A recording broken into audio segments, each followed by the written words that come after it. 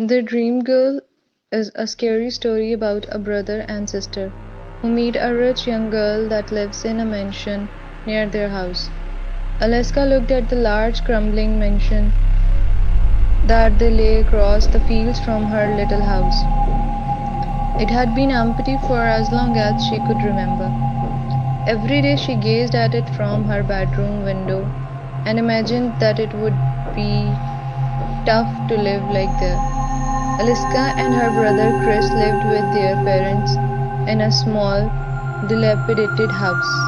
Her father was poor and they could not afford to make the necessary repairs. Aliska was always too embarrassed to invite any of her friends over after school. One night, Aliska had a very strange dream about the old mansion. She dreamed that a beautiful young girl lived in the mansion and she invited Aliska to come inside. In the dream, the mansion was filled with ornate furnishings and the walls were lined with expensive paintings. She dreamed that the girl showed her a room that was filled with beautiful jewelry. The next morning, she awoke. Aliska looked out the window and noticed something different about the mansion. It looked as if the walls had been freshly painted and there were curtains in the windows. It seemed like someone had moved in after all.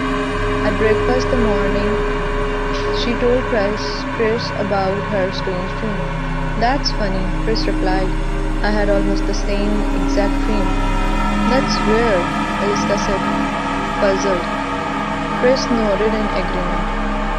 That evening, when Aliska and Chris were playing in the field beside their house, they met a strange young girl. She was very a beautiful girl, with long black hairs and dark eyes. She was wearing an exquisite dress that shimmered in the fading light. Hello, she said. Hi, Chris replied. Who are you? My name is Angela, the girl said. I'm your new neighbor. My parents and I just moved into the mansion over there. When she heard this, Aliska's mouth dropped open in astonishment. She was lost for words. I am Chris and she is my elder sister. Alaska, Chris said. Pleased to meet you. Angela said as she shook their hands. Since I am new in the town, I don't really know anyone. Would you two be my friends? Of course, Alaska said eagerly. Sure, Chris said. I'm so glad, Angela said. Would you like to come and see our mansion? We would be delighted, Alaska said. Together they walked through the tall grass until they came to the mansion. Angela opened the front door and they followed her inside. The house was beautiful. It was filled with ornate furniture and expensive looking paintings adorned the walls. When they went into the living room, they saw an elaborate cylinder hanging from the ceiling.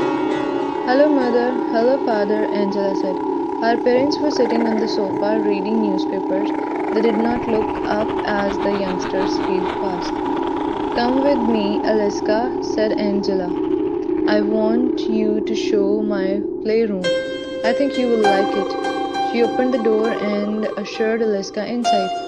Aliska could not believe her eyes. It was exactly like this room she had seen in her dreams.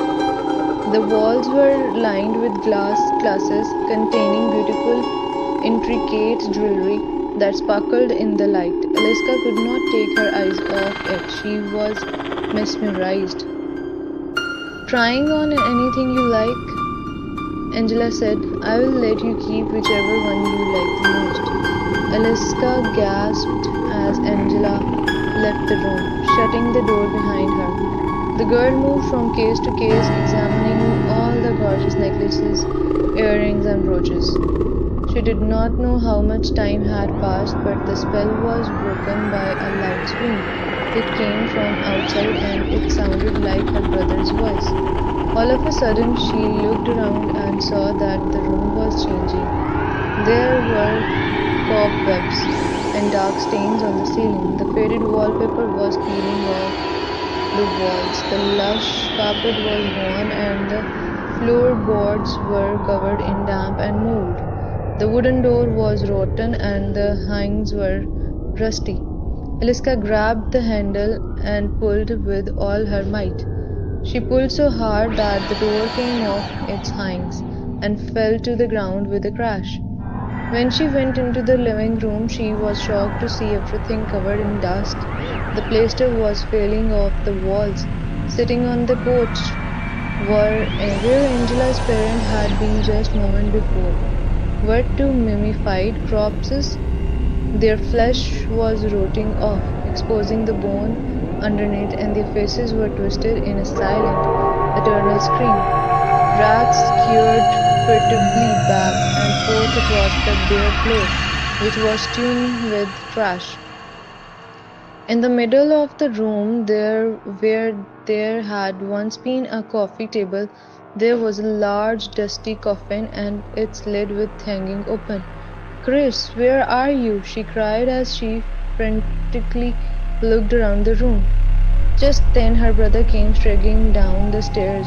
He was clutching his neck, and blood was pouring down the front of his shirt. He opened his mouth to speak, but all that came out was a gurgling sound. His throat had been slashed open. Angela appeared on the stairs behind him. She looked much taller, and her face was deathly pale. Her cheeks were sunk, and her skin was lined with and wrinkled. Aliska's heart sank, and she felt as if she was going to faint.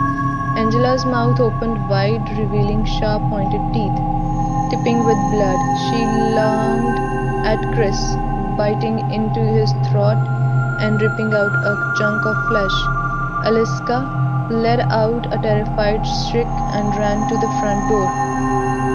She was dizzy with fear, but she managed to pull it open, and when she got outside, she ran as fast as she could.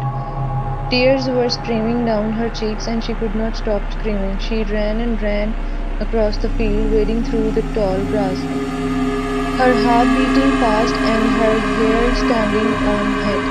Eventually, she reached the safety of her tiny house. She rushed inside and slammed the door behind her. Then, in confusion, she looked around. She saw the dust, the cobwebs, the rats, the open coffin, and the dead body of her brother lying in the pool of the blood on the floor.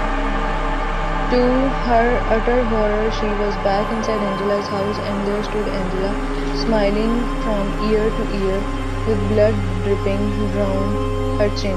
Before Aliska had a chance to react, Angela grabbed her by the shoulder and pulled her close. The last thing Aliska felt before everything went black was a pair of hands sinking into her neck.